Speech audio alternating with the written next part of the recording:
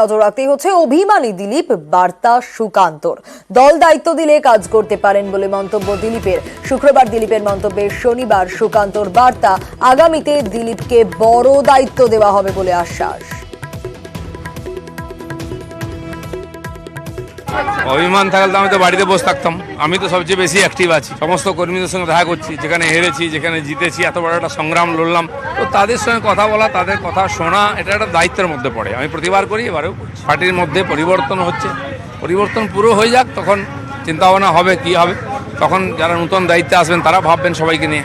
Party আমাকে বড় বড় দায়িত্ব ছিল, পালন করেছি, তারপরে এমপি ছিলাম, এখন আমার উপরে কোনো দায়িত্ব নেই, আমি এমপিও নাই। তো পার্টি আমাকে কিভাবে কাজে লাগাবে সেটা উপর নেতৃত্ব ঠিক করবেন। দিলীপ দা আমাদের সিনিয়র লিডার, বহুদিন রাজ্য সভাপতি ছিলেন, কেন্দ্রের সহসভাপতি ছিলেন। সবসময় মানুষের পদ হয় থাকে না, কিন্তু কাজ তো অবশ্যই আছে। দিলীপ ঘোষকে পার্টি ব্যবহার করবে, করছে, আগামী দিনেও করবে।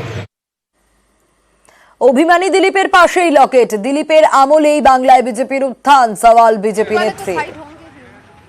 দিলীপ দা একজন নিশ্চয়ই বড় মাপের নেতা। 2015 থেকে যদি আমরা দেখি, দিলীপ দা পার্টিকে উচ্চতার শিখরে নিয়ে গেছে। দিলীপ দাকে ছাড়া আমরা কখনোই জনতা পার্টি আমরা নিশ্চয়ই করতে পারি না। কাজ দেবে, আমাদের দেখা উচিত, সেগুলো জানা উচিত। দিলীপ দা এখন আমি জানি না দিলীপ দা ব্যক্তিগত বিষয় কি আছে না আছে। বাগদায় নাটাবেরিয়ায় উত্তেজনা, শুভেন্দুর কনভয় লক্ষ্য করে স্লোগান, জয় বাংলা স্লোগান তৃণমূল কর্মীদের। বাগদায় তৃণমূলের সভা থেকে স্লোগান, একাধিক গাড়ি যাওয়ায় বিঘ্নিত সভা বিঘ্নিত হওয়ায় পুলিশ ধমক ফেরহাদের।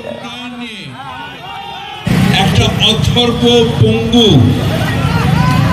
একটা লোক, যার নড়ে না চড়ে না, যে কোনোদিন বনগঙ্গার উন্নয়ন নিয়ে,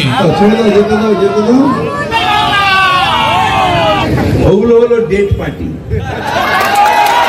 এদিকে তাকা, এদিকে তাকা, আমার কথা শুনো। এই ছেড়ে দাও, এদিকে তাকা, এদিকে তাকা, এদিকে তাকা। আমাদের একটা দুর্ভাগ্য। এই ছেড়ে দাও, এদিকে তাকা, এদিকে তাকা, এদিকে তাকা। বাবা, এত পুলিশের গাড়ি কেন ওর জন্য? আরে এই পুলিশ তোমরা একটুখানি দেখো না, মিটিংই তো করা যাবে না। কোথায় গেল বলা, আগের মোড় থেকে কেন আটকাচ্ছ না? আগের মোড় দিয়ে কেন আটকাচ্ছ না? হয়ে গেছে, চলে গেছে, কি আমরা মিটিং করবো না নাকি? কত দালালি করবে? উপনির্বাচনে গরম বাগদা, পুলিশকে নিশানা বিজেপি নেতাদের। ভোট লুট হলে থানা ঘেরাওয়ের হুঁশিয়ারি, প্রচারে গিয়ে হুঁশিয়ারি শুভেন্দু অধিকারীর। পুলিশকে নিশানা সাংসদ শান্তনু ঠাকুরের। 9 তারিখে ভারতীয় জনতা পার্টির বুথে যারা সংগঠক অঞ্চলে পুলিশি হামলা হতে পারে। থানায় যদি ডাকায় যাবেন না কেউ, সিভিক ভলান্টিয়ার গেলে ভাগিয়ে দেবেন, মারা ঝাঁটা দেখাবেন, শাঁখ বাজাবেন, ছেলেরা জুতো দেখাবেন, তারা করবেন। বলবেন সেকশন 41 এর নোটিশ ছাড়া থানায় যাওয়ার কোন সিন নাই। যদি লুট করে থানা ঘেরাও হবে সন্ধ্যা 6টার পরে। এখানকার ওসি শুনে রাখুন, লুট আপনাদের করতে দেব না। আমি যতবার বার্তা এসে বক্তব্য রেখেছি, পুলিশকে সতর্ক করছি একটা দিক থেকে, যে আপনারা নিরপেক্ষ থাকুন। আপনারা নিরপেক্ষ না থাকলে আমাদের কিন্তু হাতে, আমরা কিন্তু আইনি দায়িত্ব আমাদের হাতেই নিয়ে নিতে হবে। এটা কিন্তু আজকে পুলিশকে বললাম, কারণ পুলিশ নিরপেক্ষ থাকতে হবে। ভোটের দিন আমরা সেটা দেখিয়ে দেবো, পুলিশ নিরপেক্ষ থাকতে হবে। ভয় পেয়ে হুমকি বলে কটাক্ষ জয়প্রকাশের। এই শুভেন্দু অধিকারী, শান্তনু ঠাকুর, এরা নাকি একজন বিরোধী দলনেতা, একজন কেন্দ্রীয় উপমন্ত্রী, হাফ প্যান্ট মন্ত্রী, আর তার মাঝখানে পুলিশকে হুমকি ধমকি দিচ্ছেন। তার মানে হচ্ছে খুব ভয় পেয়েছেন, হেরে যাওয়ার ভয়। তাই জন্য বাগদার একটা উপনির্বাচন, সেই উপনির্বাচনটা নিয়েও এই দুজনে অযথা পুলিশকে ধমকি দিচ্ছেন। আমি বলবো এবার কিন্তু পাশা উল্টে যাবে বাগদাতে, এটা মাথায় রাখবেন। 35 নয়, টার্গেট ছিল 22। প্রচারে গিয়ে চাঞ্চল্যকর দাবি শুভেন্দুর, 12 পেলেও ভোট বেড়েছে পদ্ম শিবিরের। দাবি বিরোধী দলনেতা শুভেন্দু অধিকারী। আমরা 22-এর 24-এর স্বপ্ন দেখেছিলাম, আমরা 12টা আসন পেয়েছি, কিন্তু পশ্চিমবঙ্গে বিজেপি তার প্রতিষ্ঠার পরে এই প্রথম সবচেয়ে বেশি ভোট পেয়েছে, 2,33,27,000 ভোট ভারতীয় জনতা পার্টি পেয়েছে। শুভেন্দুকে মিথ্যেবাদী তোপ জয়প্রকাশের। টার্গেট কত ছিল সেটা তো ওনার কাছ থেকে শুনতে হবে না অমিত শাহ নরেন্দ্র মোদীর কাছ থেকে শুনতে হবে? এটা আমাদের কেন বলছেন, জনগণকে কেন বলছেন? অমিত শাহ সামনে গিয়ে বলুন তুমি কেন 35-35 করে লাফিয়েছিলে? আসলে তো আমাদের টার্গেট ছিল 22, দাঁড়িয়ে দেবে পার্টি থেকে। আর বলছেন যে ভোট সংখ্যায় বেড়েছে। আরে ভোট তো এখানে ভোটার বেড়েছে এত, কেন দিলীপ ঘোষকে তিনি এক জায়গা থেকে আরেক জায়গায় দিলেন, যে কারণে বিজেপির অভ্যন্তরে এত খোলযোগ? এ তো সব শুভেন্দু অধিকারীর কারসাজি, যার জন্য এই বিজেপির ভরাডুবি হয়েছে এই রাজ্যে। জবাব শুভেন্দু অধিকারীকে দিতে হবে। হাওড়া গ্রামীণে বিজেপির গোষ্ঠীদ্বন্দ্ব, 150 মিটারের ব্যবধানে দুটি আলাদা রক্তদান শিবির। শ্যামাপ্রসাদের জন্মদিনে রক্তদান শিবিরের আয়োজন, বিজেপির 150 মিটার দূরে অন্য একটি রক্তদান শিবিরের আয়োজন। গোষ্ঠীদ্বন্দ্বের অভিযোগ উড়িয়ে দিয়েছেন বিজেপি জেলা সভাপতি। সব বুথেই হবে, সব বুথেই করা উচিত। কেন্দ্রীয় স্তর থেকে রাজ্য স্তর থেকে সেই নির্দেশ এসছে যে প্রতিটি কার্যকর্তাকে তার বুথে এই কার্যক্রম করতে হবে। একই ওয়ার্ডে কেন, একই ওয়ার্ডে যদি 4টে বুথ থাকে 4টে বুথেই করা উচিত। বর্তমান আর নতুন নিয়ে কিছু নেই, বর্তমান আর পুরনো নিয়ে কোনো দ্বন্দ্ব নেই, কারণ সবই তো বিজেপিরই লোক। ওনারা যদি ডাকতেন তখন ভাবতাম, ভেবে দেখতাম। না, সেরকম কোনো খবর তো আমার কাছে নেই। কোনো ভাঙনের ব্যাপার নেই, ওখানেও আমাদের হচ্ছে ছেলেরাই করছে, কার্যকর্তারাই করছে, আমার জেলা অফিসেও হচ্ছে। তাহলে ওটা হচ্ছে সংঘের ব্যানারে হচ্ছে, জেলার তরফ থেকে আমরা ফেসবুকে পোস্ট করেছি এবং সবাইকেই আমন্ত্রণ জানিয়েছি। উনি তো আমার প্রাক্তন রাজ্যের সভাপতি ছিলেন, উনি ওখানে এসেছেন, ওটা ওনার বিষয়। ইডিকে ভুয়ো রেশন কার্ড বাতিলের তথ্য, ইডিকে ভুয়ো রেশন কার্ডে বাতিলের তথ্য দিল রাজ্য।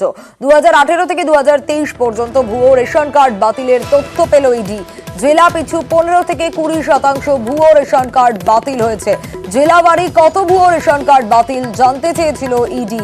বাতিল ভুয়ো রেশন কার্ডের সংখ্যা জানতে চেয়ে রাজ্যকে চিঠি দেয় এনফোর্সমেন্ট ডিরেক্টরেট। ভুয়ো রেশন কার্ডের বাতিলের তথ্য ইডিকে দিল রাজ্য খাদ্য দপ্তর। গত বছরের তুলনায় ডেঙ্গি সংক্রমণ কম, দাবি কলকাতার মেয়র ফেরহাদ হাকিমের। ডেঙ্গি রোধে সচেতনতা প্রচার চলবে শহরে, জানালেন কলকাতার মহানাগরিক। 30শে জুন পর্যন্ত আমাদের গত বছর যা ছিল তাতে 37% কম আছে, কিন্তু আমাদের সতর্ক থাকতে হবে। জল জমে রয়েছে, যেখানে আমরা প্রচার অলরেডি স্টার্ট করেছি, কমিটিটা হয়েছে যারা 7 দিন অন্তর অন্তর এলাকায় ঘুরবে। মানুষের যতক্ষণ না সচেতনতা হবে ততক্ষণ ডেঙ্গু আটকানো যায় না। আমরা কলকাতা পৌরসভায় প্রত্যেকটা রাস্তায় রাস্তায় ঘুরছি। সোনার দোকানে পুলিশের দাদাগিরি, দোকানের কর্মীর সঙ্গে বচসা পুলিশের, গ্রাহকদের সামনেই কর্মীকে মার। পুলিশ কর্মী মত্ত অবস্থায় ছিলেন বলে দাবি। ঘটনার তীব্র নিন্দা রায়গঞ্জ ব্যবসায়ী সংগঠনের।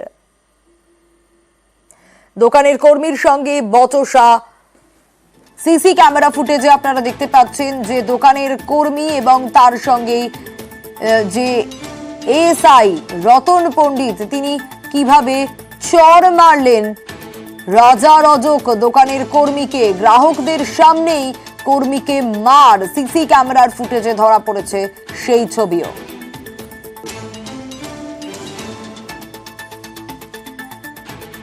উনি একটা জিনিস কেনার জন্য অ্যাডভান্স করে দিয়ে গেছিল ওনার বাড়ি থেকে কেউ একজন, তো উনি ওটা নিতে এসেছিল। তো নিতে আসাতে ওনাকে বাকি যে অ্যামাউন্টটা বাকি ছিল সেটা ওনাকে বললাম পেমেন্ট করতে। তো পেমেন্ট করার সময় উনি কথা যেভাবে বলছিল আমি বুঝতে পারলাম যে উনি ড্রিঙ্ক করেছিল প্রচুর পরিমাণে। উনি বলছে তাহলে আমাকে এই টাকাটা ব্যাক করে যে 30,000 টাকা ব্যাক করো। আমি স্যার এটা তো এখন আপনি কিনেন নাই, আগে আপনি জিনিসটা কিনেন তারপরে ওটা ব্যাক হওয়ার প্রশ্নটা আসবে। এইটুকু কথা বলার পরে উনি কি চিন্তা করতে করতে হাতের মধ্যে টাকাটা নিয়ে মুখের মধ্যে খুব জোরে প্রহার করে দেয়, এবার বাড়ি মেরে দেয়।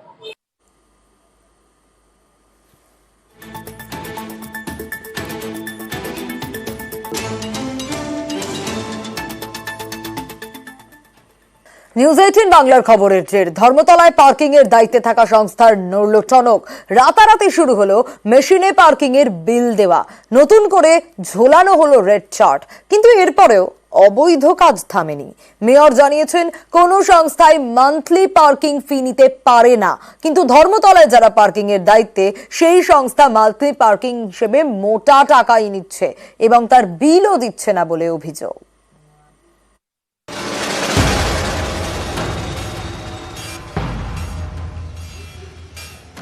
খাস ধর্মতলায় বেআইনি পার্কিং, বৈধ সংস্থার অবৈধ কাজ। নিউজ 18 বাংলা এর পর্দা ফাঁস করতেই টনক নড়েছে পার্কিং এর বরাত পাওয়া বেসরকারি সংস্থা একে জেমসের।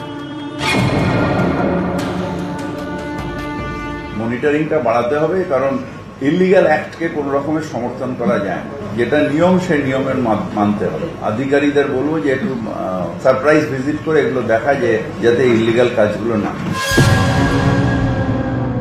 বৈধ লাইসেন্স নিয়েই অবৈধ পার্কিং, সেটাও আবার ধর্মতলার মতো জায়গায়। পুরো আইনকে বুড়ো আঙুল দেখিয়ে রমরমিয়ে বেআইনি কারবার। পুরসভার নিয়ম অনুযায়ী পার্কিং ফি নিয়ে মেশিন থেকে বিল দিতে হয়, কিন্তু মেশিন থেকে বিল তো দূরস্থ, এখানে কোনো বিলই দেওয়া হচ্ছিল না। কেন মেশিন নেই এ প্রশ্নে অদ্ভুত সাফাই দেন পার্কিং সংস্থার মালিক। তিনি দাবি করেন এক কর্মী বিল কাটার মেশিন নিয়ে গ্রামে চলে গিয়েছেন, তার কোনো খোঁজ নেই, তাই পার্কিং এর বিলও দেওয়া যাচ্ছে না। নিউজ 18 বাংলা কিন্তু এই কর্মীকে গ্রামে নয়, ধর্মতলার কাছেই খুঁজে পেয়েছে। তিনি এখন অন্য সংস্থার হয়ে গণেশচন্দ্র এভিনিউয়ে পার্কিং সামলাচ্ছেন। শুক্রবারে খবর দেখানো হয় নিউজ 18 বাংলায়। খবরের জেরে রাতারাতি বদলালো ছবি। শনিবার পার্কিং ফিয়ে বিল দেওয়া হয়েছে মেশিন থেকে। মেশিন যখন দিয়েছে আমরা মেশিন এবারে কাজ করবো, মেশিন ছাড়া আর কাজ করবো না। যে ছেলেটার কাছে মেশিন ছিল ও তার পরের দিনে দিয়ে গেছে, এখন মেশিনে কাজ করছে। পার্কিং এর রেট চার্জ ছিল, কিন্তু এমন জায়গায় ছিল যা দেখাই যেত না। খবরের জেরে এদিন নতুন ভাবে রেট চার্জ ঝোলানো হয়।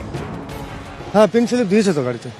না স্যার, এর আগে স্লিপ দিত না, ও ঘন্টা সিস্টেম ছিল একটা। কিভাবে রাতারাতি মেশিনে বিল দেওয়া চালু হলো এ বিষয়ে এদিনও সংস্থা ছেড়ে যাওয়া কর্মীর ঘাড়েই দায় চাপানোর চেষ্টা করে গেলেন পার্কিং এর বরাত পাওয়া সংস্থার মালিক। ওই মেশিন অ্যাকচুয়ালি আমাদের এমপ্লয়ি যা পার্মানেন্ট ছিল ও নিয়ে রেখে নিয়েছিল। আমরা অনেকবার ফোন করেছিলাম, ও দেয়নি। ফরচুনেটলি বলুন বা এটা বলুন অ্যাক্সিডেন্টলি আপনি ওনাকে ধরলেন। উনি যখন মিডিয়াতে বাইট দিয়েছে তারপরে পুরো প্রবলেমে পড়ে গেছে, আবার ছুটে ছাটে আমাকে ফোন করলো। আমি ওনার বাড়ি গেলাম, মেশিনটা নিয়ে এলাম। থ্যাংক ইউ আপনার চ্যানেল 18কে আমি বলবো। রোজকার পার্কিং এর জন্য মেশিন এলো, বিলও দেওয়া শুরু হলো, কিন্তু বেনিয়ম কি পুরোপুরি বন্ধ হলো? অনেকে প্রতিদিনই এখানে গাড়ি রাখেন, এর জন্য মাসিক ভাড়া নাকি 4000 টাকা, কিন্তু এক্ষেত্রে কোনো বিলই নাকি দেওয়া হয় না। আপনার কি মান্থলি বিল দেওয়া হয়? না, মান্থলি বিল টিল দিই না, আমি ক্যাশ দিয়ে দিই যেরকম হয়। মাসে যেটা কথা হয়েছে সেইটা এটা দিয়ে দিই, 4000 টাকা। না না, রসিদের কোনো ইয়ে নেই। মেয়র কিন্তু জানিয়েছেন এইভাবে কোনো সংস্থা মান্থলি পার্কিং ফি নিতেই পারে না। মান্থলি পার্কিং যদি হয় তাহলে সেটা কর্পোরেশন করবে, কেউ প্রাইভেটলি দিতে পারেন। সেটা আমার কর্পোরেশনকে অ্যাপ্লাই করতে হবে, কর্পোরেশন দেবে। সেটা প্রাইভেটলি যে ডেলি যার কালেকশন তার অধিকারের মধ্যে নেই। তাহলে ধর্মতলায় কিভাবে মান্থলি পার্কিং ফি নেওয়া হচ্ছে? মান্থলি বলতে গেলে তো নেই স্যার, ওটা যে 10 টাকা করে যতক্ষণ ঢাকে রাত্রি অবধি, ওটা জোড়ে একসঙ্গে ওরা পয়সা দেয়। মান্থলি বলে কোনো যুক্ত থাকে না স্যার আমাদের। 10 টাকা করে যদি ধরুন আপনার 10 ঘন্টা হচ্ছে 100 টাকা, আবার 15 ঘন্টা হলে 150 টাকা, ওটা 30 দিন থাকলে 4500 টাকা, মাঝখানে 4 দিন ছুটি হচ্ছে, সেই হিসাবে যোগ করে টাকা দেয়। তো বিল কি করে দিব স্যার? আমাদের তো মান্থলি ওরকম হবে না, আমাদেরকে মান্থলি কর্পোরেশনের কোনো নিয়মই নেই। ক্যামেরায় কাঞ্চন ভৌমিকের সঙ্গে অমিত সরকার, নিউজ 18 বাংলা। 2 বছর পার এখনো স্কুলেই থাকতে হচ্ছে ঘর ছাড়া 6 পরিবারকে। খাস কলকাতায় এরকম দুর্ভোগের ছবি। টক টু মেয়রের নালিশ, দ্রুত পুনর্বাসনের আশ্বাস মেয়রের।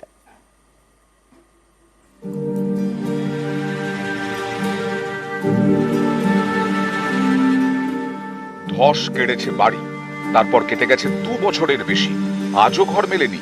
2 বছর ধরে ঠিকানা এই স্কুল ঘর, স্থানীয় স্কুলেই ঘর সংসার। কবে আবার নিজের ঘর হবে, অপেক্ষায় ঘর ছাড়ারা।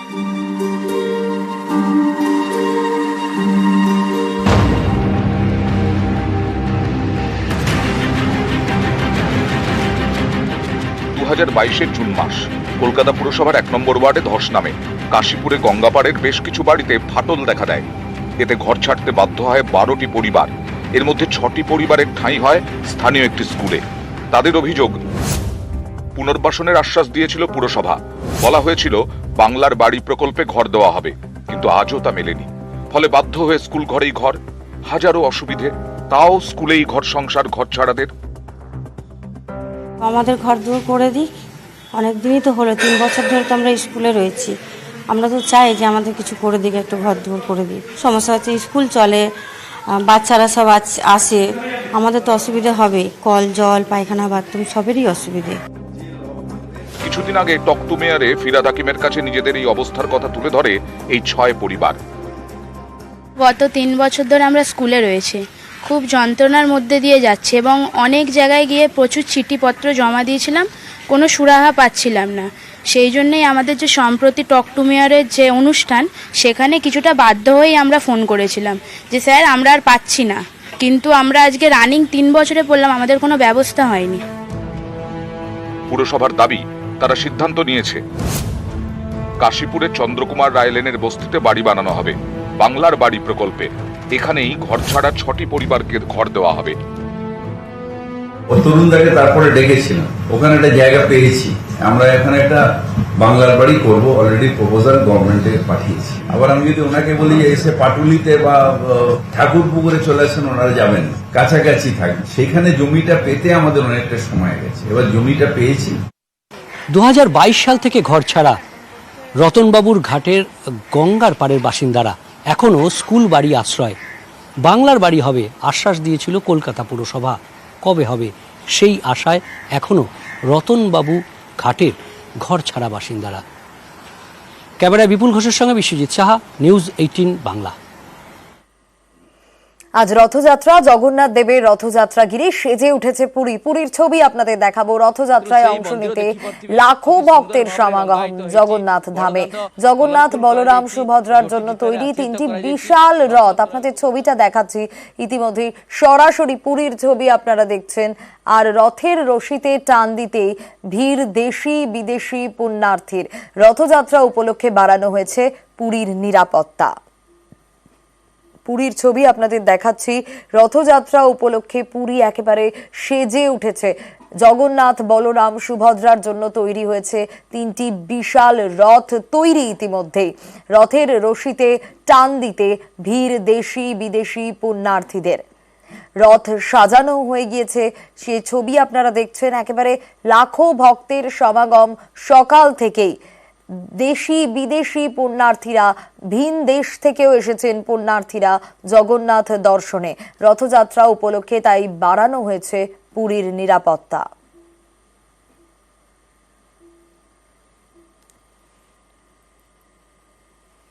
সরাসরি সেই ছবি আপনাদের দেখাচ্ছি। পুরীর ছবি আপনারা দেখছেন। সকাল বেলায় ভক্ত সমাগমের ছবিটা দেখতে পাচ্ছেন। লাখো ভক্ত সকাল থেকে রথের রশিতে টান দেওয়ার জন্য, জগন্নাথ দর্শনের জন্য তারা অপেক্ষা করছেন। তারা আজ রথযাত্রার দিনে জগন্নাথ দেবের রথযাত্রা ঘিরে পুরী একেবারে সেজে উঠেছে। সাজো সাজো রব পুরীতে। রথযাত্রায় অংশ নিতেই লাখো ভক্তের সমাগম হয়েছে জগন্নাথ ধামে। জগন্নাথ, বলরাম, সুভদ্রার জন্য তৈরি 3টি বিশাল আকারের রথ। রথের রশিতে টান দিতে ভিন দেশ থেকে এসছেন দেশি বিদেশি বহু পুণ্যার্থী। রথযাত্রা উপলক্ষে বাড়ানো হয়েছে পুরীর নিরাপত্তা। यहाँ पर महाप्रभु का ये जो नृत्य शिल्पी है वो नृत्य करते हैं और इसके लिए आप देख सकते हैं कि इस तरह का बहुत सा